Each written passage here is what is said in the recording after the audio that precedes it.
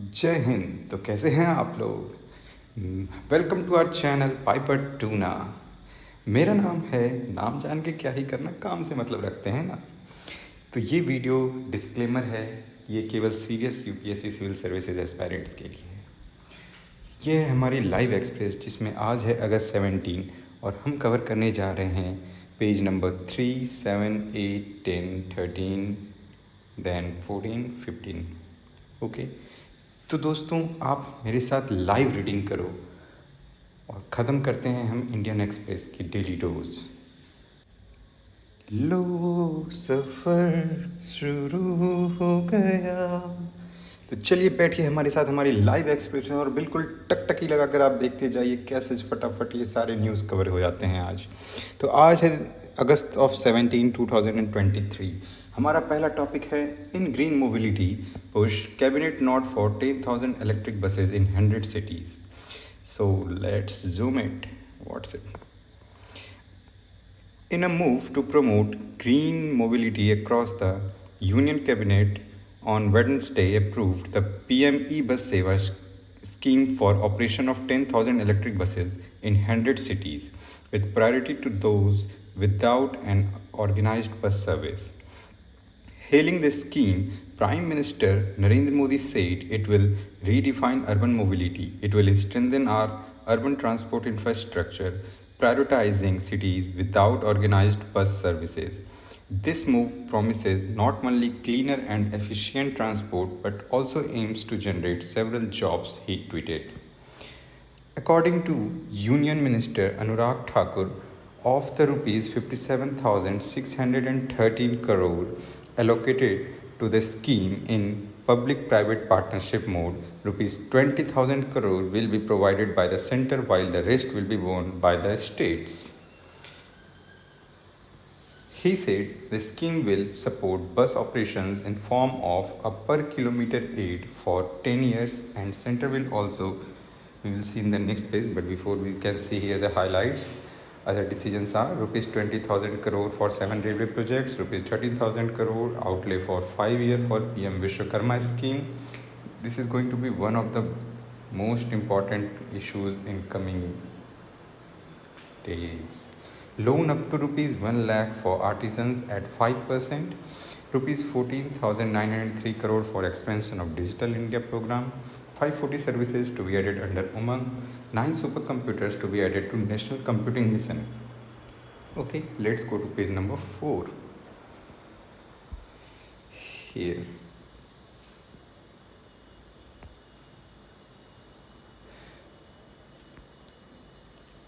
"10,000 electric buses in 100 cities.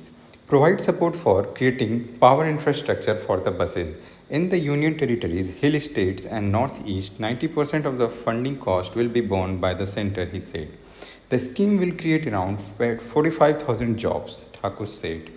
In a statement letter, the government said the scheme will promote e-mobility and provide full support for behind-the-meter power infrastructure.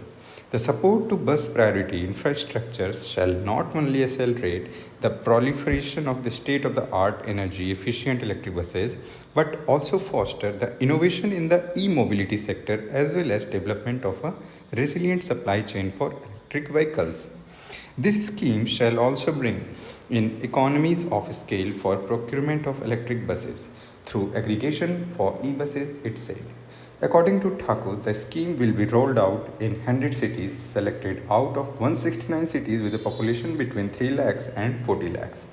The cities will be selected through a challenge method, he said. The state and cities that scrap old buses will be given additional e-buses. The procurement, maintenance, and operation of these buses will be done in a public-private partnership mode and through competitive bidding, he said. The second part of the scheme, the Green Urban Mobility Initiative, will strengthen multimodal interchange facilities, the National Common Mobility Card project, and the changing infrastructure in cities, the government statement said. For this, Thakur said cities will be selected through a green mobility challenge. Okay. Now we will move to our next topic on page number 7. here. Here we will see cabinet clears rupees 13,000 crore 5-year scheme for craftspeople. Right? This one is related to the Vishwakarma scheme. Now let's focus in here. You can see day after PM announced Vishwakarma Yojana, this whole thing is related with the craftspeople. 5 lakh families will be covered in first year and 30 lakh households over 5 years. What is this thing about? Let's see. A day after Prime Minister Narendra Modi announced during his Independence Day address the launch of the Vishwakarma Yojana, in the coming days, the Rs 13,000 crore scheme aimed at benefiting individuals skilled in traditional craftsmanship was announced on Wednesday after a meeting of the Union Cabinet. On Wednesday, the Cabinet Committee on Economic Affairs, chaired by Prime Minister, approved the scheme for a period of 5 years up to 2027-28 financial year.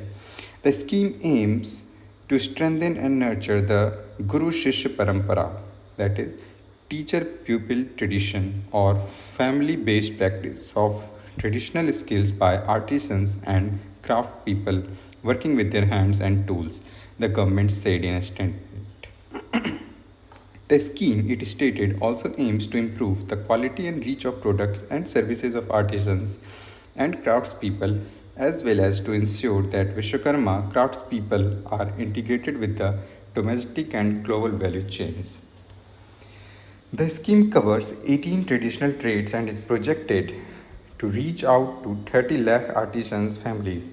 The trades covered are carpenter, board maker, armorer, blacksmith, hammer and toolkit maker, locksmith, goldsmith, potter, sculptor and stonebreaker, cobbler, mason, coir weaver, toy maker, barber, garland maker, washerman, tailor and fishing net maker. These artisans and craftspeople will be provided recognition through PM Vishwakarma certificate and identity card, and extended a collateral free credit support of up to Rs 1 lakh in the first tranche and Rs 2 lakh in the second tranche at a concessional interest rate of 5% just, Union Minister Ashwini Vaishnav said. He said the scheme will also provide artisans help to upgrade their skill set and give incentives for digital transactions and marketing support. A stipend of Rs 500 will be provided for skill training and Rs 1500 to purchase modern tools, he said. The minister said registration for the scheme can be done at Common Service Center in villages. 5 lakh families will be covered in the first year and 30 lakh families over 5 years, he said. So this completes this topic. Now, next we will see on page number 7 again, India helps build consensus. Where is this topic? Here. India helps build consensus on key health priorities. During its G20 presidency, India has managed to build consensus on 2 of the most contentious priority areas for the health track, creating a research and manufacturing network for vaccines, therapeutics, and diagnostics, and setting up a platform for sharing digital goods. Although sharing of intellectual property rights during future pandemics continued to be a sticking point, there was a consensus on setting up an interim coordination platform on medical countermeasures, according to officials. This platform will focus on creating an equitable research and development as well as manufacturing network for vaccines, drugs and diagnostics, especially in the global south, officials said. Additional Secretary Health Lav Agrawal said most of the research and development, R&D and manufacturing is currently restricted to a few countries. Take for example diagnostics. We found that 60 to 70% R&D comes from just 3 to 5 countries. There is a need to diversify it. The platform will also support logistics and distribution to ensure equitable access. This is, however, in an interim measure. Agrawal cited the example of COVID-19 pandemic which saw resource sharing through global platforms such as COVAX but also vaccine inequity between the rich and the poor nations. He said, talks are underway to create a treaty on pandemic that will resolve these issues. This is likely to be done by next May in time for the next World Health Assembly. From experience, we know it takes at least 2 to 3 years for countries to ratify these treaties and create legal framework. But he added, future pandemics are unlikely to wait for this to happen and thereby this interim platform. According to officials, New Delhi's presidency of G20 has also managed to create a consensus on setting up a global initiative on digital health led by the World Health Organization WHO for sharing digital health platforms as public good. The portal to be launched on August 19 during the ongoing meeting of health ministers in Gujarat's Gandhinagar will have provisions for investment trackers, Ask Tracker to create a database of digital needs of different countries and a library of available platforms. So our next topic is on page number 8.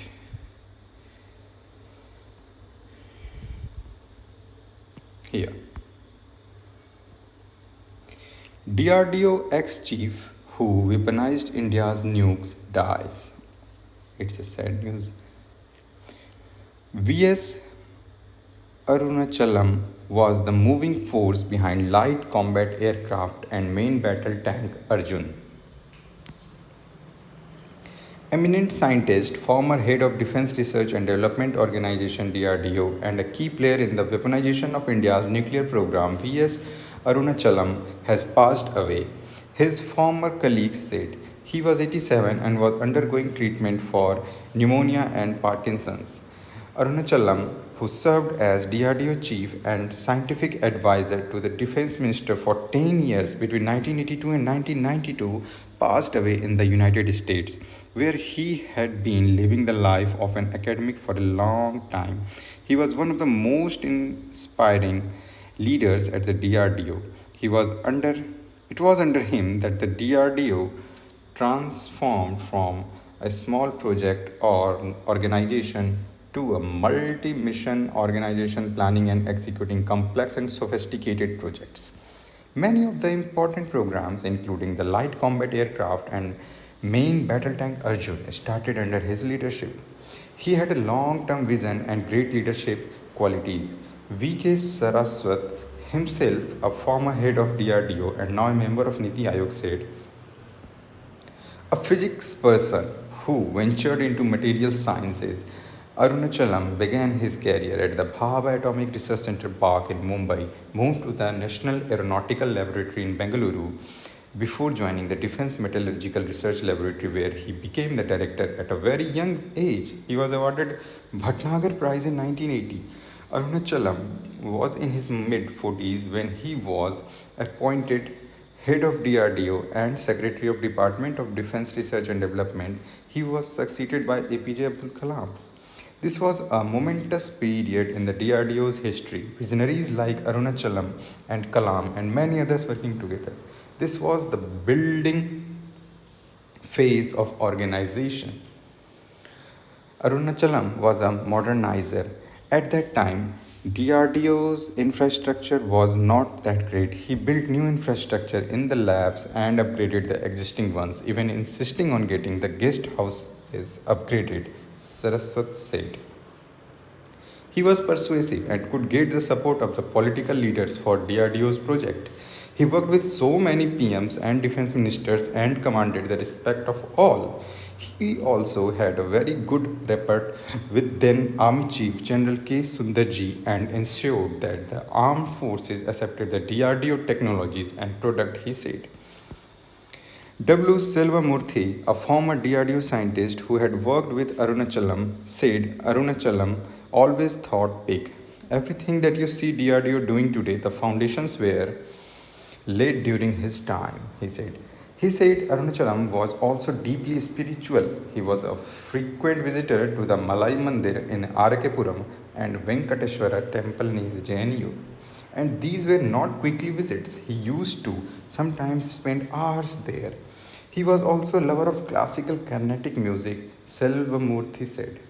A strong votary of weaponization of India's nuclear program, Arunachalam had repeatedly warned the government of futility of weapons without an effective delivery system.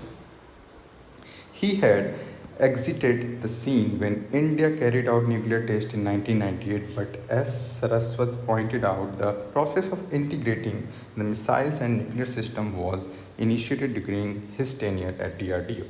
Later, as an academic, Arunachalam wrote regularly on India's nuclear program. Next, we are going to cover on page number 9. On page number 9, we have Chandrayaan closer to moon. Chandrayaan closer to moon, lander set for separation today. So, here is Chandrayaan 3 came further closer to the moon on Wednesday, the ISRO said, with the spacecraft bringing itself into a near circular 153 by 163 kilometer orbit and setting the stage for the separation of the lander module on Thursday. Wednesday was the fourth and the final orbit reducing maneuver performed by the spacecraft, which comprises a propulsion module and the lander component, which includes the rover. After it separates from the propulsion module, the lander will accomplish the rest of the journey to the moon's surface on its own. Following the activation and testing of its on-board instruments, including the 3 scientific payloads, the lander will carry out 2 orbit reduction maneuvers, first to get into the circular 100 by 100 kilometer orbit and then further closer to the moon in the 100 by 30 kilometer orbit. It is from this 100 by 30 kilometer orbit that lander will on August 23 begin its final descent for touchdown on the moon. It was in this final phase of descent, a few seconds before touchdown, that the Chandrayaan 2 had malfunctioned, resulting in its crash landing. It's time for preparation as propulsion module and the lander module gear up for their separate journey. The ISRO said in a statement. Launched on July 14, Chandrayaan 3 entered lunar orbit on August 5. With lessons learned from Chandrayaan 2, the ISRO has made several changes to the lander, with ISRO chairman S. Somanath saying the space agency has taken a failure-based approach while designing it. We have looked at all that can go wrong and how we can prevent it, he said earlier. In Chandrayaan 2, the propulsion module functioned as the orbiter carrying the lander and rover into lunar orbit. Having functioned normally with the instrument on board, carrying out all the observations and experiments as intended, there was no need for an orbiter component in Chandrayaan 3. However, the lander module still needed to be transported to lunar orbit and the propulsion module had this limited task to perform. Although its main job now will be accomplished once the lander separates, the propulsion module equipped with one instrument will, however, continue to collect data for a few months. Now we will see after this on page number 10 global headwinds. Global headwinds. Let's see this. As India's merchandise exports continue to fall, policy must focus on creating a conducive ecosystem to boost exports. Trade data released by the Ministry of Commerce and Industry a few days ago points towards a continuing weakness in India's exports. Merchandise exports fell to a 9-month low of $32.25 billion in July, a decline of almost 16%. Alongside goods imports also fell by 17% to $52.9 billion. In the first 4 months of the financial year April-July, exports and imports have now contracted by 14.5% and 13.8% respectively. While part of the decline can be traced towards lower commodity prices, Both non-oil exports and imports have fallen, indicating weak global and domestic demand. These are worrying signs. The disaggregated data shows that 19 of the 30 major export items have declined during April July. These also include labor intensive sectors such as gems and jewelry, leather products, textiles, and others. However, electronic exports continue to grow at a robust pace, rising by 37.6% in the financial year so far. As per an analysis by Cressil, the decline in India's exports has been more pronounced in the Asia Pacific region.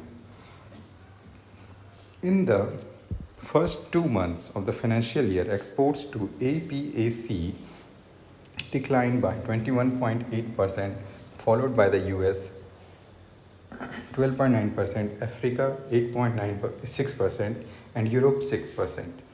As per this analysis, the share of APAC in India's goods export has been on decline since the beginning of the pandemic. While in 2019, the region accounted for 33% of India's merchandise exports, by 2022-23, its share in the country's export basket has declined to 26.5%, while the combined share of the US and the European Union rose to 34%.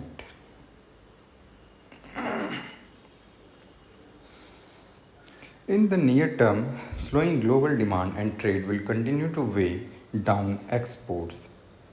As per the International Monetary Fund's July update of its World Economic Outlook, the world economy is likely to grow at 3% this year. Okay? Down from 3.5% the year before. Alongside world trade volume growth, goods and services is expected to slow down from 5.2% last year to 2% this year. In fact, growth this year is now projected to be zero point 0.4 percentage points lower than IMF's earlier forecast. Considering its broader economic implications such as on-job creation and current account, policy must focus on boosting merchandise exports.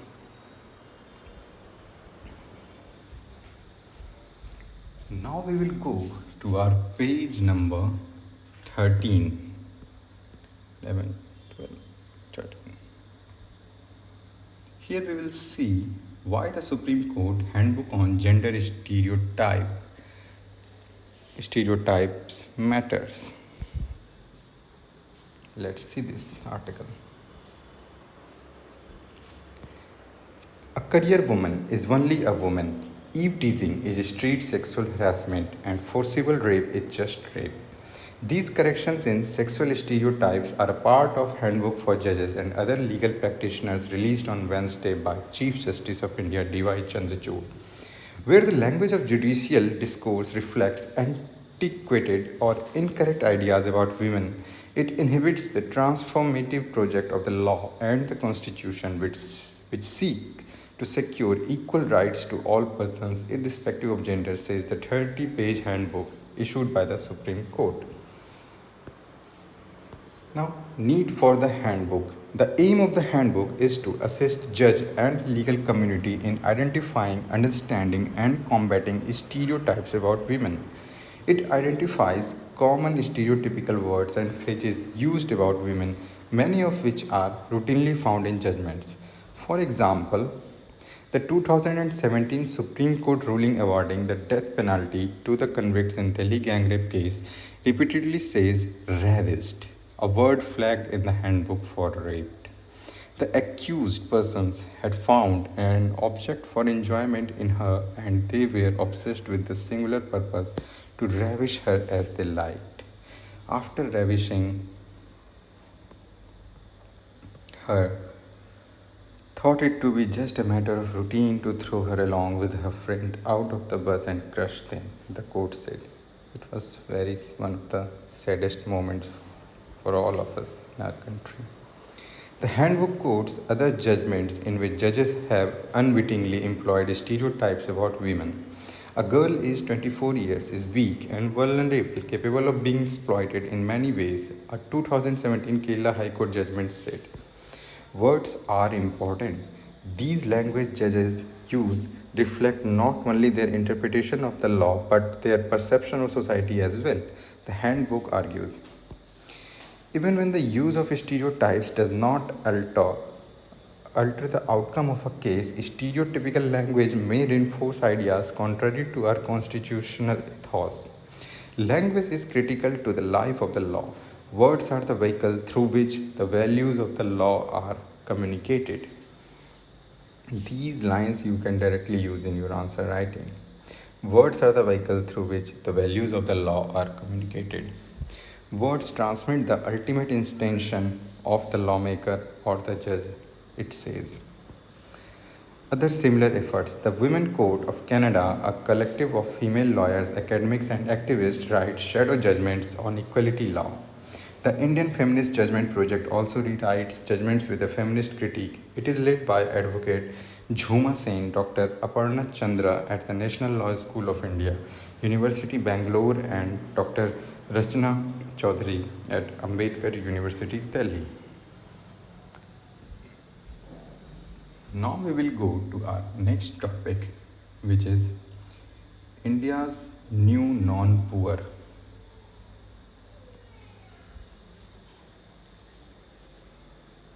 India's new non-poor. Prime Minister said in his Independence Day address that 13.5 crore Indians have broken out of poverty and entered the middle class. How is poverty estimated? What is multidimensional poverty? One of the very important topics, multidimensional poverty. It can surely be asked in your mains as well as in prelims. First of all, let's see what this data is about. What the poverty data show: poverty head count ratio, poorest among largest state, Bihar, NFHS 5 2019-21 and 15-16. It has been compared. This is the current situation, this dark blue one, and this one is the earlier situation. You can see still Bihar and Jharkhand on top. MPI Progress Report 2023. Now let's start this topic.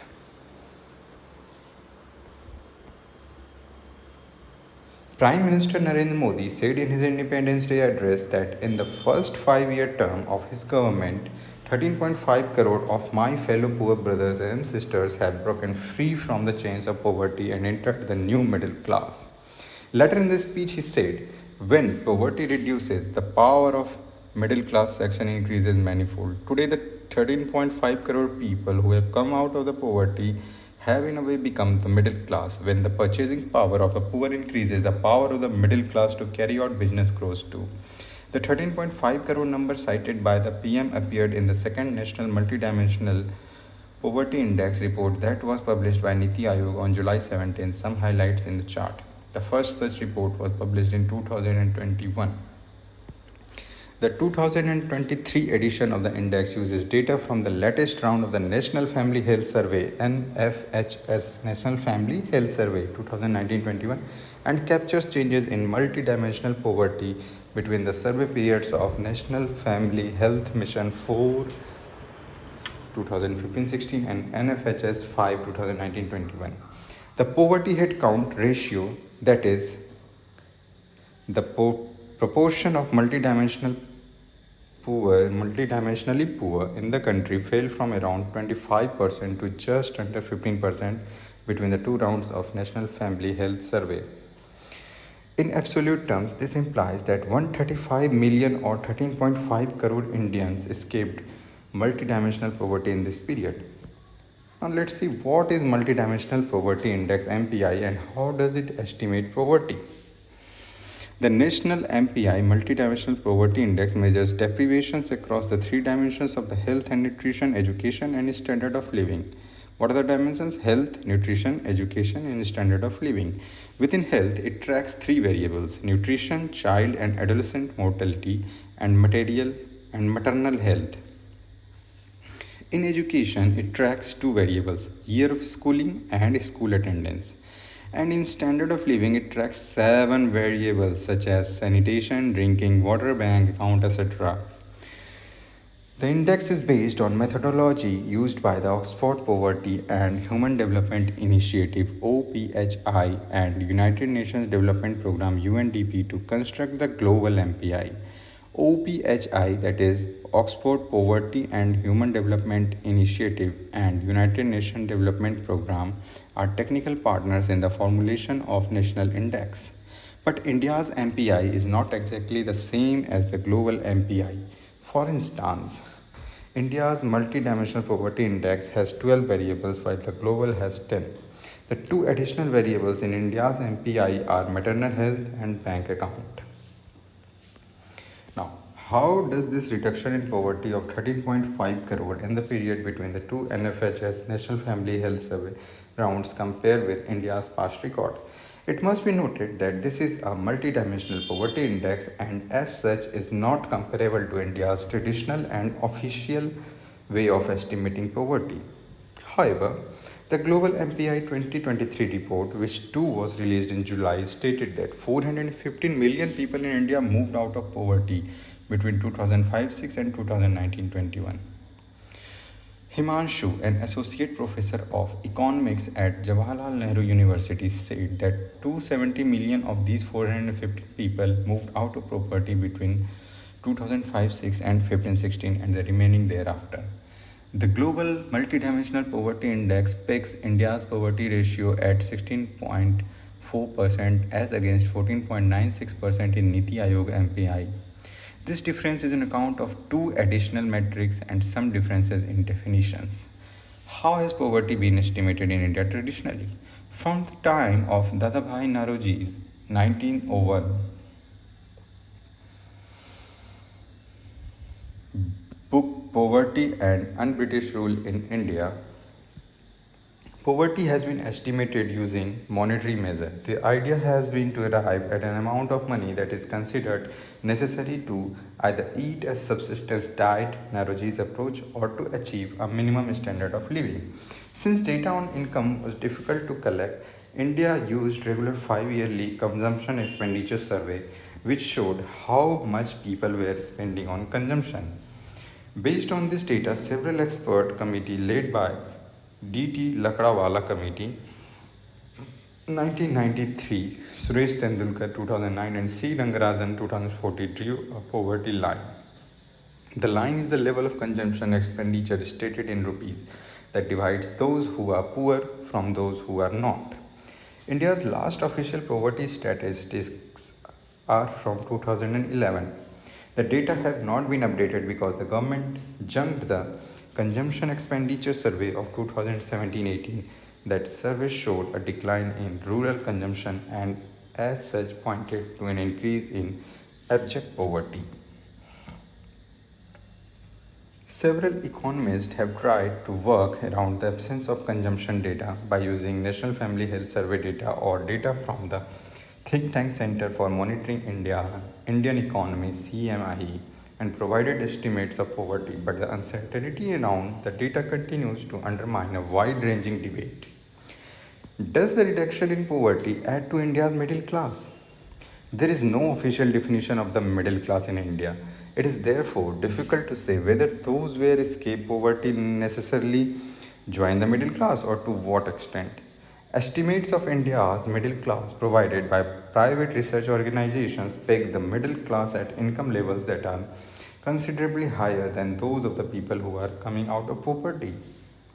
For instance, in a report, The Rise of India's Middle Class, published in July, People Research on India's Consumer Economy, that is PRICE, People Research on India's Consumer Economy, divided all households into 4 categories: destitutes, aspirers, middle class, and rich. Households which are classified as middle class have an annual income in the range of rupees 5 lakhs to 30 lakhs at 2021 prices. The report said destitute households were those with an annual income less than rupees 1.25 lakhs.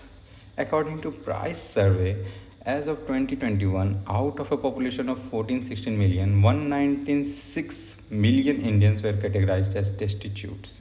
432 million were the middle class and 732 million were aspirers. Next we will see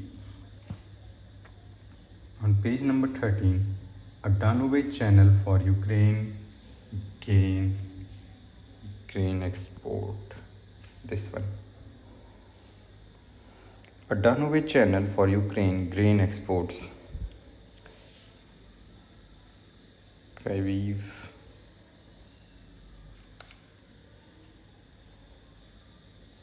Ukraine, Danube. Here is the line. In overnight drone strikes Wednesday, Russia targeted ports and grain storage facilities along the Danube River in Ukraine. The Danube Delta has provided Ukraine with an alternative passage for its grain after Russia withdrew from the Black Sea grain deal last month, which provided safe passage to cargo ships carrying grain from Ukrainian Black Sea ports of Odessa, Kornomox, and Pivdenie. Of particular importance in this alternative route in the Sulina Channel, a 63-kilometer long distributary of the Danube connecting major Ukrainian ports on the river to the Black Sea and lying completely within the borders of Romania, a NATO member. Here is Romania, which is a NATO member.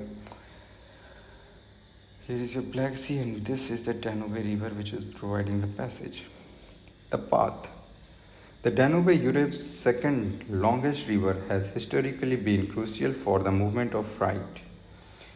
Near Tulcea in Romania, some 80 kilometers from the sea, the river begins to spread out into its delta, which has three major channels: Cilia, Sulina, and St. George. Of these, the Sulina channel, which has been traced and straightened, is the only one deep and wide enough for freight transport. This makes it a sort of riverine expressway, crucial for transport of goods from inland to the Black Sea. Ships carrying grain from Ukraine leave from Ukrainian ports such as Izmail and Reni on the mainstream or the Chilia channel and head to the port of Sulina at the mouth of the Sulina channel. Here you can see the Sulina channel. From there, they head around 140 kilometers south to Constanta, Romania's biggest seaport.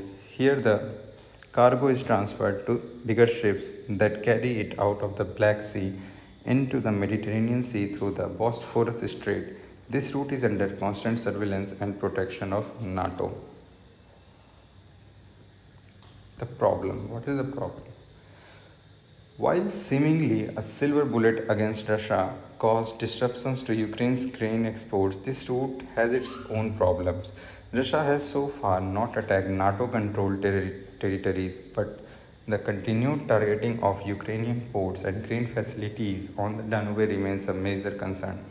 Moreover, Ukraine has historically not used the Danube for grain exports, relying instead on its rail network and Black Sea ports. This has meant that the capacity of Ukrainian ports to handle the volume of grain suddenly coming their way is fairly limited. One solution suggested Sorin Grindeanu, Romania's transport minister, is to carry the grain from Ukraine to Romania via rail and use Romanian ports instead. This would, however, lead to considerable loss of revenue in form of loading fee and other expenses of Ukraine. They are on other page, Russia and Ukraine. Now we will see on page 13 itself.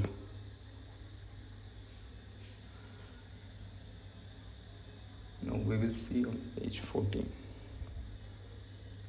China appears to be building airstrips on disputed island. China वाले कभी नहीं सुधरेंगे. China appears to be building airstrip on disputed island. China appears to be constructing an airstrip on a disputed South China Sea island that is also claimed by Vietnam and Taiwan, according to satellite photo analyzed by the Associated Press.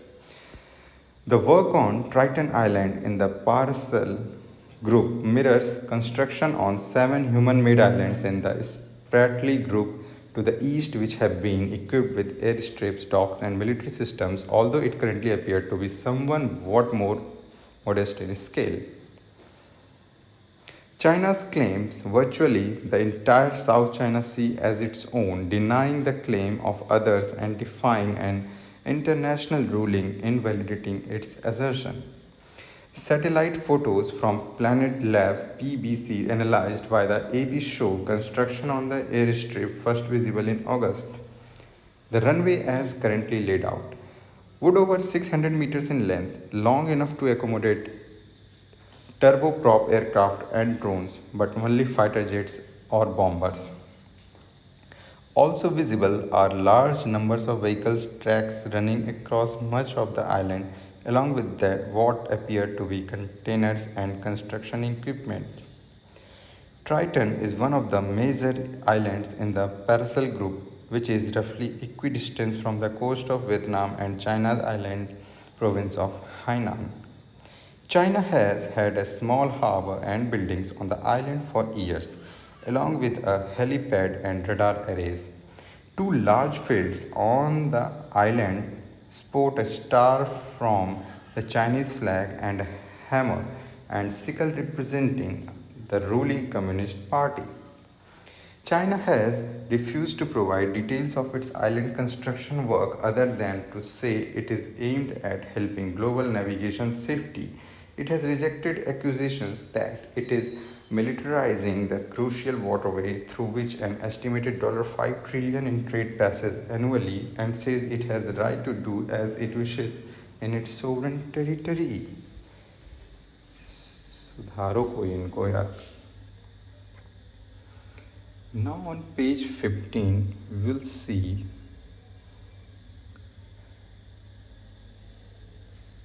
government approves outlay of rupees 14,903 crore to expand Digital India program.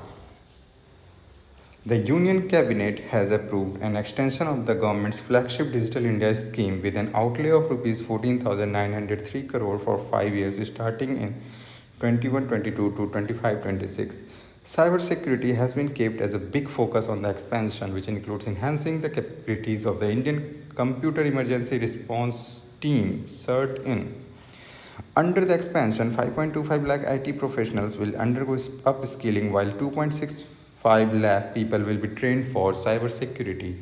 The mobile-based Umang application will get 540 more services up from the current 1700, IT Minister Ashwini Vaishnav said. A portion of overall outlay will also be used to fund 1200 startups in Tier 2 and 3 cities. An awareness program for cybersecurity will be initiated, with 12 crore people being given a certificate for having undergone the program. The government's DigiLocker platform, which allows access to digital version of various documents, including driver's licenses and vehicle registration certificates, will be expanded to micro, small and medium enterprises (MSMEs) as a standalone app, using which these entities can get their documents digitally verified as part of National Supercomputing Mission. 9 new supercomputers will be added over the 18 supercomputers that are currently deployed. 3 centers of excellence will also be set up for research around the use of artificial intelligence in healthcare, agriculture, and sustainable living. Bhashini, the AI-enabled multi-language translation tool that has been developed by the Ministry of Electronics and IT (MeitY) and is currently available in 10 languages, will be rolled out in all 22 languages prescribed under Schedule 8 of the Indian Constitution. The tool can be used to translate languages such as Tamil, Bengali, and Gujarati in both textual and audio format. The funds will also be used to modernize the National Knowledge Network (NKN), which connects 1787 educational institutions.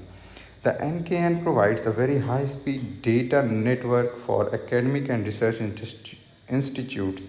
It was originally set up by the UPA government 2009 with an aim to connect all the educational and research institutes with each other for sharing of information and knowledge.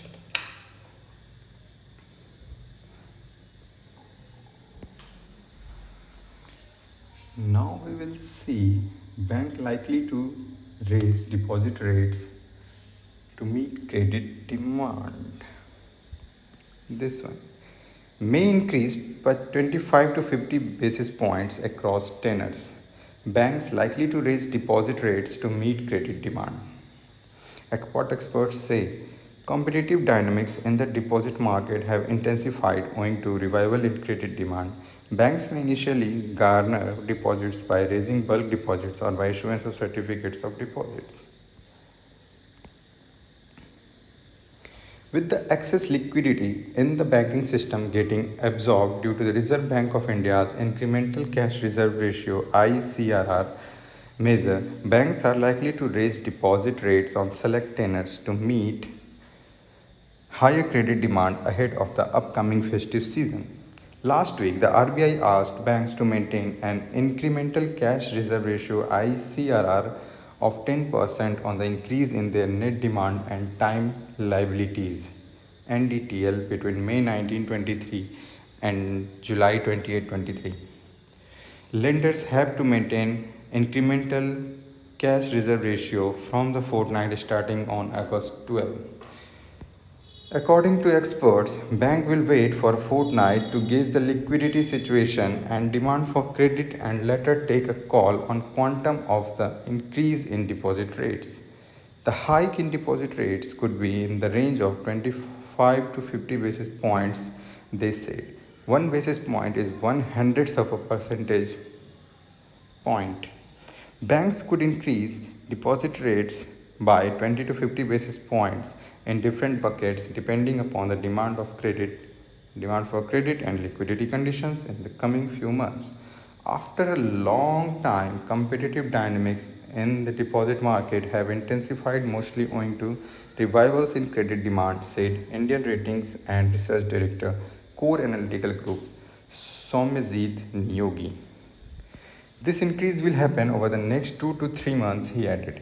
ICRA Ratings Senior Vice President Co-Group Head Financial Sector Ratings Anil Gupta said banks may initially garner deposits by raising bulk deposits or by issuance of certificates of deposit CD.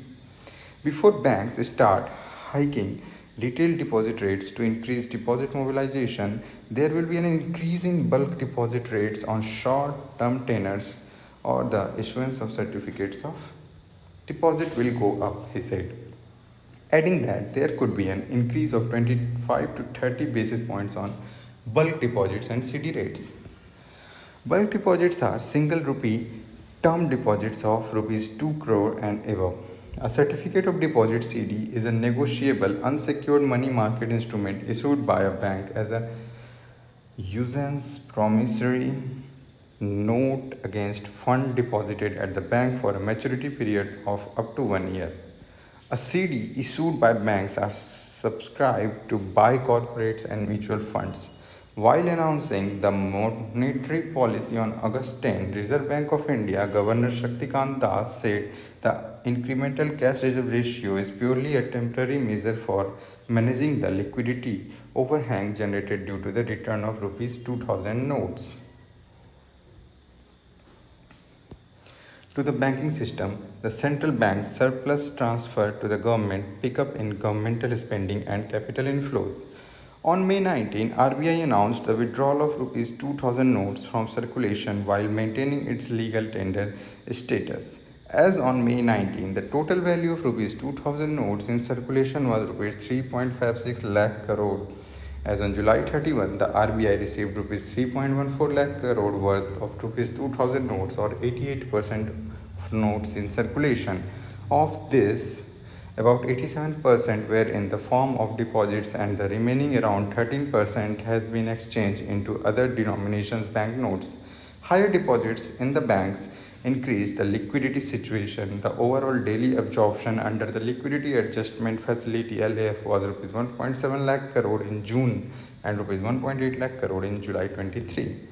Thus said, even after the temporary impounding of liquidity, there will be adequate liquidity in the system to meet the credit needs of the economy. The incremental cash reserve ratio will be reviewed on September 8, 2023 or earlier to return the impounded funds to the banking system ahead of festival seasons, the governor has said. So these were the topics for today that might be helpful for your UPSC civil services preparation. So keep learning, keep fighting, and keep your spirit alive. Okay, good night, friends.